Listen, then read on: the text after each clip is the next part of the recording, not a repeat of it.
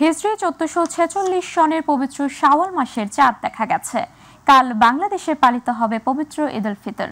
সন্ধ্যায় Islamic foundation Baitul Mokarram সভাকক্ষে চাঁদ দেখা কমিটির বৈঠকে এই কথা জানান ধর্ম বিষয়ক উপদেষ্টা ডক্টর আফম খালিদ হোসেন। শাওয়াল মাসের চাঁদ দেখা যাওয়ায় এবার 29টি রোজা শেষে ঈদ উদযাপিত হচ্ছে। পর্যালোচনা করে দেখা যায় যে বাংলাদেশের আকাশে পবিত্র শাওয়াল মাসের চাঁদ দেখা গেছে। এমত অবস্থায় আগামী 17 চৈত্র 1431 বঙ্গাব্দ 31 মার্চ খ্রিস্টাব্দ সোমবার থেকে 1446 হিজরি সালের পবিত্র শাওয়াল মাস গণনা শুরু হবে। আগামীকাল বাংলাদেশে উদযাপিত হবে মুসলমান ধর্মাবলম্বীদের সবচেয়ে বড় উৎসব পবিত্র ঈদ উল ফিতর। এক মাস সিয়াম সাধনার পর ধর্মপ্রাণ মুসলমানরা ঈদের নামাজ আদায় করবেন। এবার ঢাকার 1435টি মসজিদ ও 189টি ঈদগাহে ঈদের জামাত অনুষ্ঠিত হবে। রাজধানীতে কোথায় কোনো জামাত অনুষ্ঠিত হবে তা জানাচ্ছেন আতিকুর রহমান তিতাস। রাজধানীতে ঈদ উল ফিতরের প্রধান জামাত সকাল 8:30টায় জাতীয় ঈদগাহ ময়দানে অনুষ্ঠিত হবে। আবহাওয়া প্রতিকূল হলে বা অন্য কোনো কারণে জাতীয় ঈদগাহ মাঠে জামাত অনুষ্ঠান সম্ভব না হলে সকাল 9টায় জাতীয় মসজিদ বায়তুল মোকাররমে ঈদের প্রধান জামাত অনুষ্ঠিত হবে। এবারও মসজিদটিতে পবিত্র ঈদ উল ফিতরের 5টি জামাত অনুষ্ঠিত হবে। প্রথম জামাত সকাল 7টায় 1 ঘন্টা পরপর 3টি জামাত এবং পঞ্চম ও সর্বশেষ জামাত সকাল 10:45 অনুষ্ঠিত হবে। ঢাকা উত্তর সিটি কর্পোরেশন এলাকায় বাসিন্দাদের ঈদের জামাতের জন্য এবার প্রস্তুত করা হয়েছে আগারগাঁয়ের পুরাতন বাণিজ্য মেলার মাঠ। সকাল 8:30টায় এখানে ঈদের জামাত অনুষ্ঠিত হবে। এছাড়া ঢাকা বিশ্ববিদ্যালয় কেন্দ্রীয় মসজিদুল জামিয়ায় পবিত্র ঈদ উল ফিতরের 2টি জামাত অনুষ্ঠিত হবে। প্রথম জামাত সকাল 8টায় এবং দ্বিতীয় জামাত হবে সকাল 9টায়। ঢাকা বিশ্ববিদ্যালয় কেন্দ্রীয় খেলার মাঠে ঈদের দিন সকাল 7:30টায় জমিয়াতে আহলে হাদিসের প্রধান জামাত অনুষ্ঠিত হবে। এছাড়া সলিমুল্লাহ মুসলিম হল মসজিদ ও ডক্টর মোহাম্মদ শহীদুল্লাহ হল লন মসজিদে সকাল 8টায় ঈদ জামাত হবে।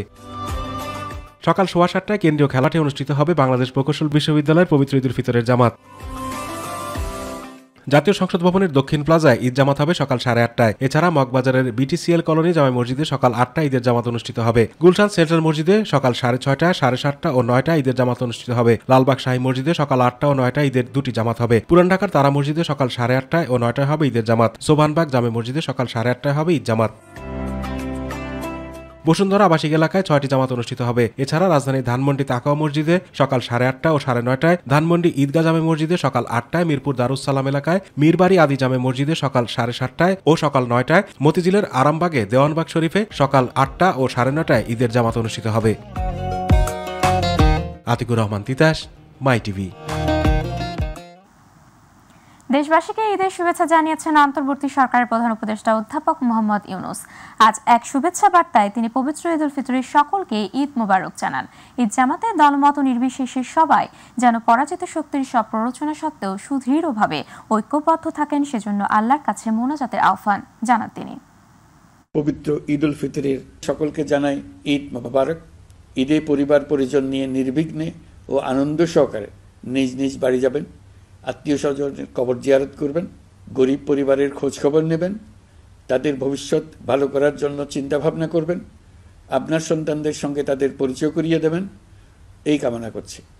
ঈদের জামাতে দলমত নির্বিশেষে সবাই যেন পরাজিত শক্তির সকল প্ররোচনা সত্ত্বেও সুদৃঢ়ভাবে ঐক্যবদ্ধ থাকেন, সেজন্য আল্লাহর কাছে মোনাজাত করবেন, এই আহ্বান জানাচ্ছি।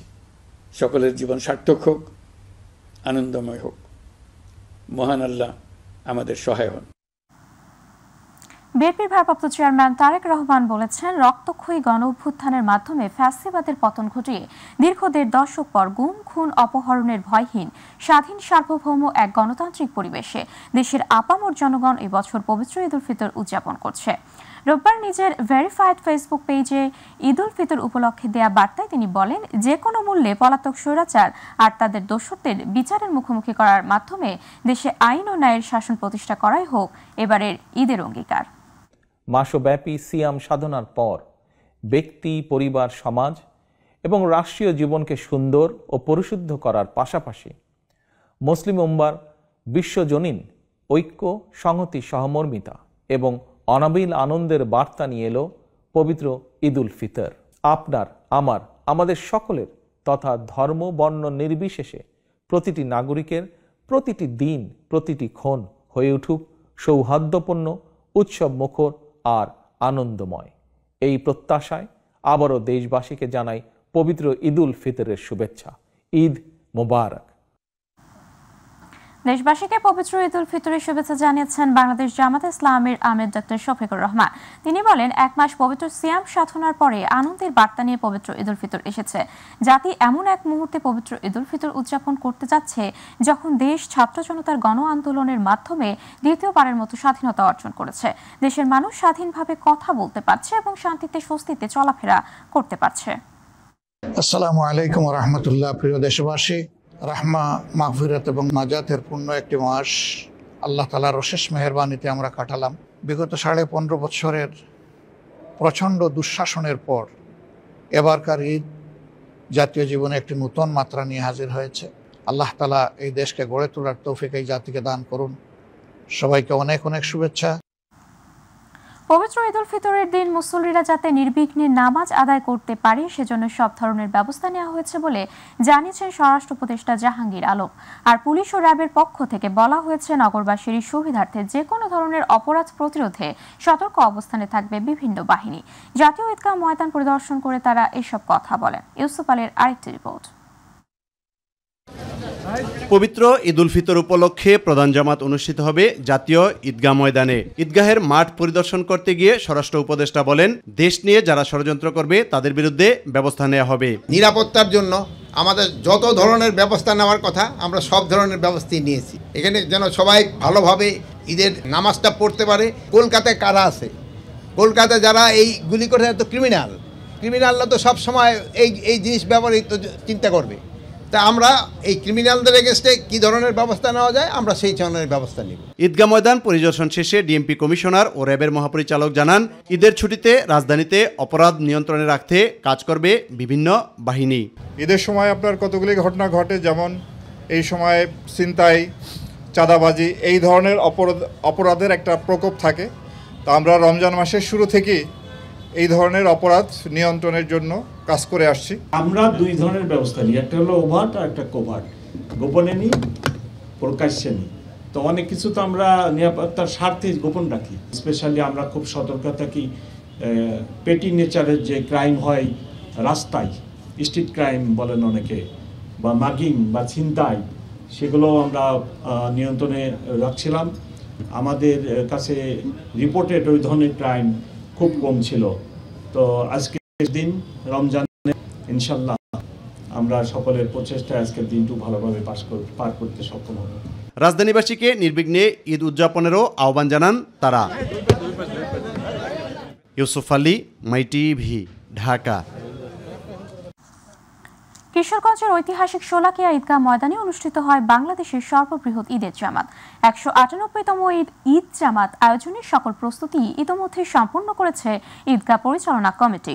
কিশোরগঞ্জের শোলাকিয়া ঈদগাহে ঈদের জামাত অনুষ্ঠিত হবে সকাল 10টায়। সার্বিক নিরাপত্তায় বসানো হয়েছে সিসি ক্যামেরা ও ড্রোন।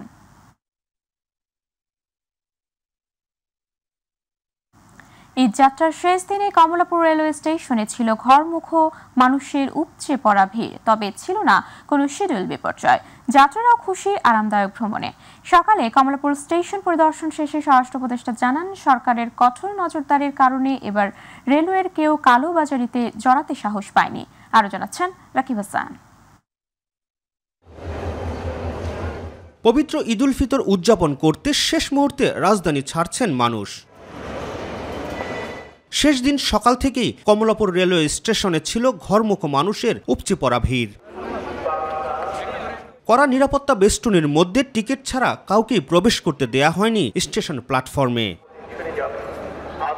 নির্ধারিত সময়ে কমলাপুর স্টেশন থেকে একের পর এক ট্রেন ছেড়ে গেছে গন্তব্যের উদ্দেশ্যে। এখন কি ঢুকতে পারবে? স্টেশনে যাত্রী চাপ থাকলেও ছিল না কোনো ভোগান্তি। আরামদায়ক ভ্রমণ করতে পেরে তাই খুশি যাত্রীরা। আসা পর্যন্ত, ট্রেনে বসা পর্যন্ত সবকিছু ভালোই ছিল, কোনো ভোগান্তি ছিল না। এবার কোনো ভোগান্তি হয়নি, খুব ভালোভাবে টিকিট পাইছি, খুব ভালোভাবে আসছি।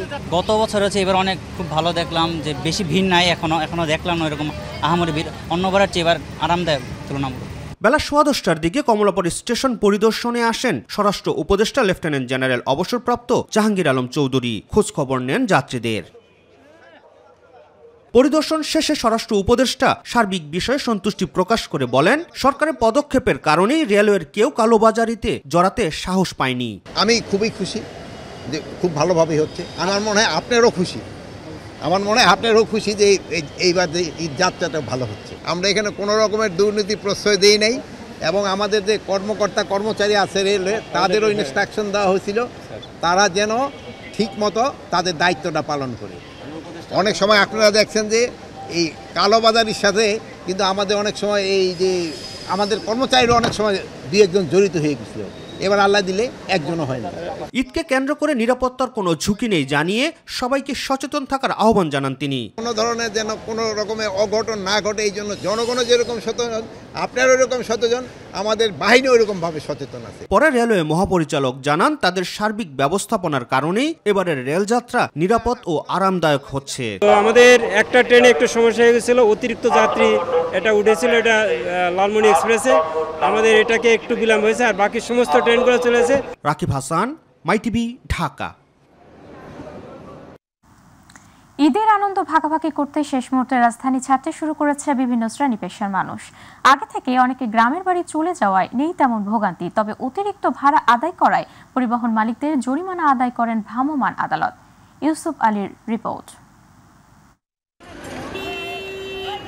রাত পোহালেই ঈদ, তাই স্বজনদের সাথে ঈদের আনন্দ ভাগাভাগি করতে গ্রামমুখী রাজধানীতে বসবাসরত কর্মজীবী মানুষ রাজধানীর বাস স্ট্যান্ডগুলোতে ভিড় করছেন নারীর টানে বাড়ি যেতে।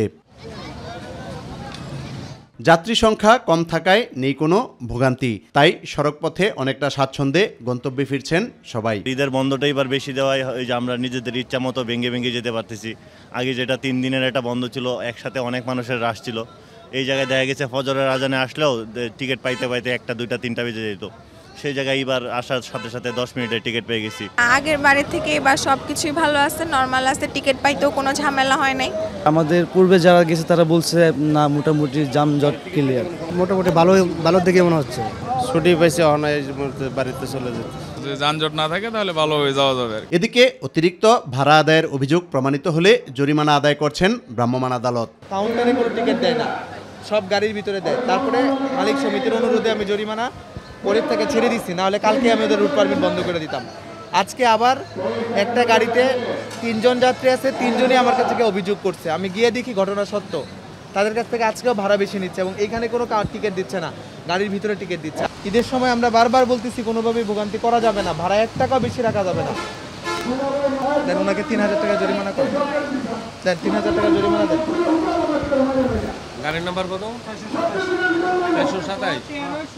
টানা 9 দিনের ছুটি থাকায় অনেকেই আগেভাগেই বাড়িতে চলে গেছেন ঈদের আনন্দ উপভোগ করার জন্য। ফলে ঈদের আগের দিনে যাত্রীদের নেই কোনো ভোগান্তি, নিরাপদে বাড়িতে ফিরে স্বজনদের সঙ্গে ঈদের আনন্দ উপভোগ করবে, এমনটাই প্রত্যাশা সাধারণ মানুষের। ইউসুফ আলী, মাইটিভি, ঢাকা। এবারের ঈদ উল ফিতর কাটবে তাপপ্রবাহের মধ্যে দিয়ে। বৃষ্টিপাতের তেমন কোনো সম্ভাবনা নেই, তবে কালবৈশাখীর মৌসুম হওয়ার স্থানীয়ভাবে সেই প্রক্রিয়া শুরু হলেও হতে পারে। ইতিমধ্যে দেশের বিভিন্ন অঞ্চলের উপর দিয়ে তাপপ্রবাহ বয়ে যাচ্ছে, কিছু কিছু জায়গায় তা তীব্র তাপপ্রবাহে রূপ নিয়েছে বলে জানিয়েছে আবহাওয়া অফিস। সোমবার ও মঙ্গলবার ঢাকা সহ দেশের মধ্যাঞ্চল, খুলনা অঞ্চল ও রাজশাহী অঞ্চলে মৃদু তাপপ্রবাহ বয়ে যেতে পারে। দেশের অন্যান্য স্থানেও আবহাওয়া থাকবে শুষ্ক, বৃষ্টিপাতের কোনো সম্ভাবনা নেই। একটু সম্ভাবনা দেখায় সিলেটের দিকে, তার সম্ভাবনা অনেক কম, 20%-এর মতো। তাও হয়তো বিকেলে বা রাত্রে 1-2 মিলিমিটার বৃষ্টি পড়লেও পড়তে পারে, যেটা সিলেটে। তবে দেশের সিলেট ছাড়া বাদবাকি জায়গায় বৃষ্টির তেমন সম্ভাবনা নেই। যেহেতু বৃষ্টির সম্ভাবনা নেই, তাপমাত্রা এমনি বেশি থাকবে। একবারে শেষ মুহূর্তেও জমজমাট রাজধানীর ঈদ বাজার, বিশেষ করে ফুটপাতে ক্রেতা সাধারণের উপস্থিতি ছিল চোখে পড়ার মতো।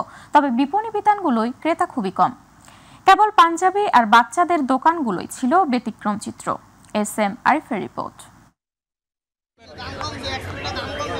আনুষ্ঠানিকভাবে ঈদের ছুটি শুরু হয়েছে আরও আগে, ঢাকা প্রায় ফাঁকা, তবে 29 রোজায়ও রাজধানীর ঈদ বাজার জমজমাট।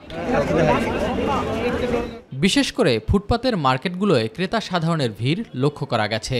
কেউ সময়ের অভাবে, কেউ ভিড় এড়াতে, আবার কেউ বলছেন শেষ সময়ে টুকটাক কিছু কেনাকাটার উদ্দেশ্যেই মার্কেটে আসা। বাজার হাট করা হয়ে গেছে, মার্কেটিং করা হয়ে গেছে, আজকে আসছে টুকটাক কিছু কেনার জন্য আর কি। আমরা যারা গ্রামে যাইনি তারা হয়তো আসছি ঈদের কেনাকাটা করতে। অনেক ভিড় তো আজকে, শেষ দিকে টুকটাক কেনাকাটার জন্য আসছে, যারা ঢাকায় রয়েছে তারাই আসছে। এই বছরটা আপনার যেরকম বেচা কিনা হওয়ার কথা ছিল ওরকম হচ্ছে না। আমাদের এই যে মাল এখনো দুনিয়ার মাল পড়ে রয়েছে এখন। তবে রাজধানীর বিপণী বিতানগুলোতে তেমন ভিড় নেই। অলস সময় পার করতে দেখা গেছে অনেক দোকানিকে। কিছুটা ভিন্ন চিত্র রয়েছে পাঞ্জাবি আর বাচ্চাদের পোশাকের দোকানে। দাম নিয়ে রয়েছে অসন্তোষ।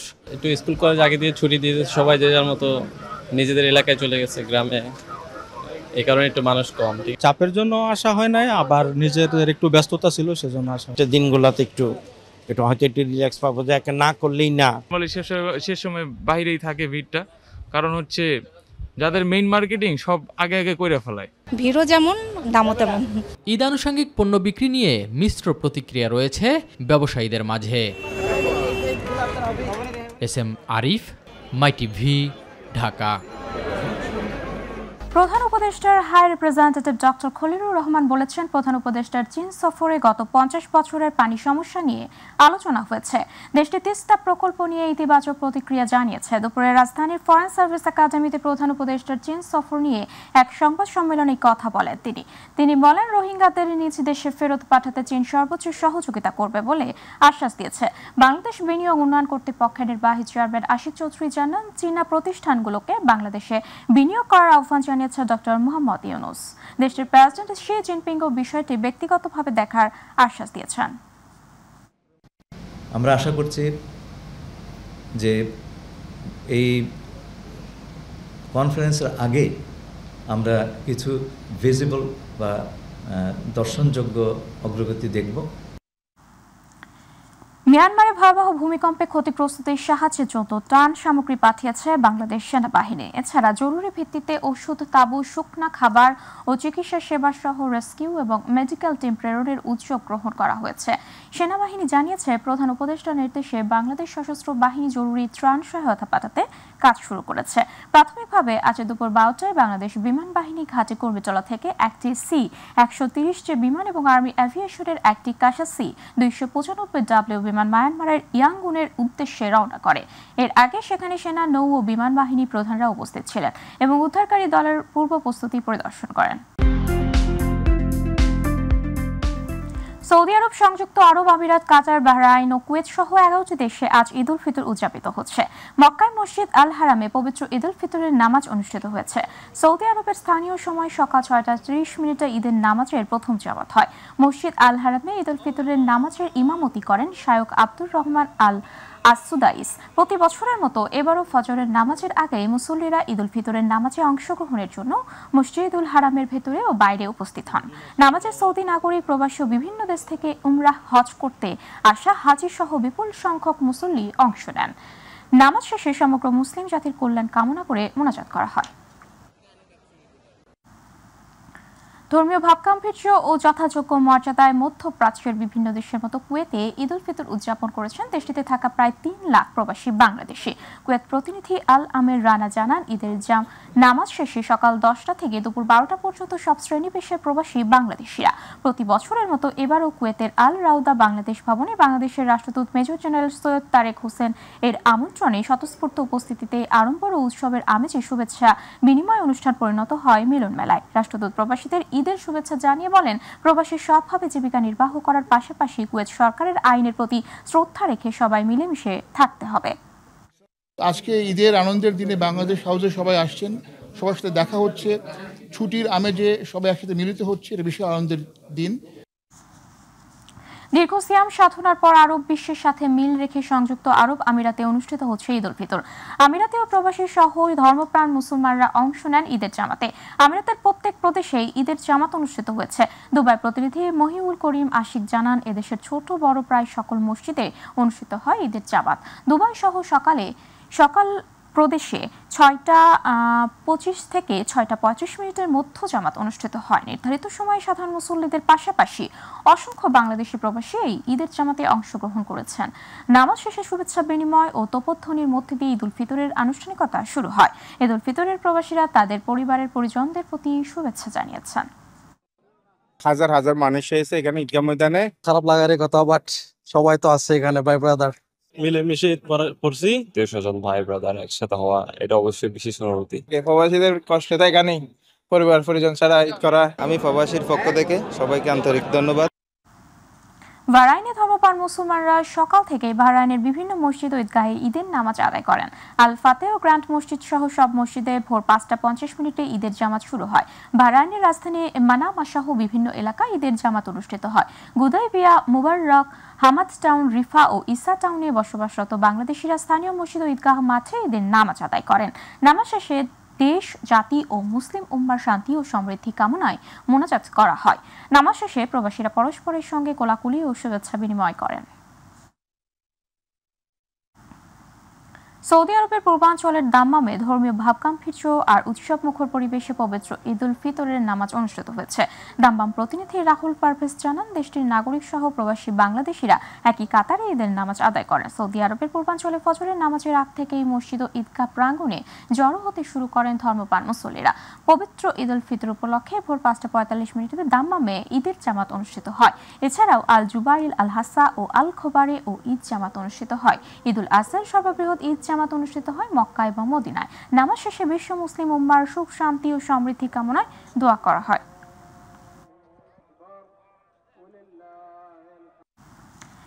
বয়সের সেঞ্চুরি করতে আর মাত্র কয়েকটা দিন বাকি। বয়সের ভারে নুয়ে পড়ার পরিবর্তে মাহাথির লাঠি কিংবা কারো সাহায্য ছাড়াই সুস্থ শরীরে নিজেই হেঁটে হেঁটে বাজার রমাদান থেকে ইফতার কিনছেন।